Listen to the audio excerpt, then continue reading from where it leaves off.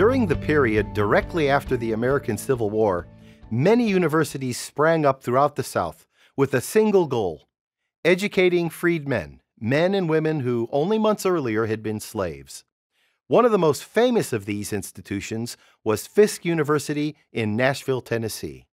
Fisk opened its doors in 1866, but soon ran into financial trouble. By 1871, the school was on the verge of bankruptcy. Unless something changed fast, they'd have to close their doors.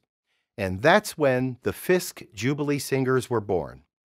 The group consisted of students, young men and women, many of whom had been slaves themselves, all of whom knew how to do one thing very well: sing.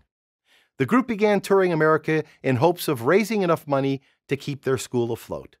But unlike the black minstrel acts of the day when singers would don blackface and sing derogatory songs about themselves, the Fisk singers remained true to who they were. They dressed in their Sunday best and sang songs of deep spiritual meaning. Listen to this one. I think you'll recognize it. Swing low, sweet chariot, coming for the academy home.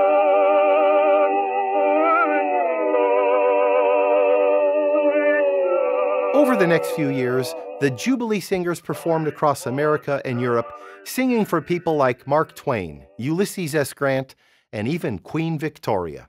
And their efforts paid off, raising more than enough money to save Fisk University.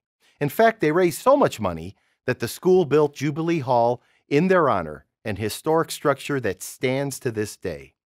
What I like so much about these singers is that they didn't sit on the sidelines. When their school needed help, they took action.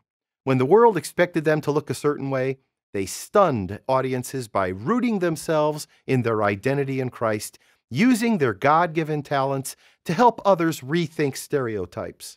And when the going got rough, this group of singers turned to their Lord for strength. The Fisk Jubilee Singers have continued on, and they still sing their distinctive songs today. I hope their legacy encourages you as much as it has me.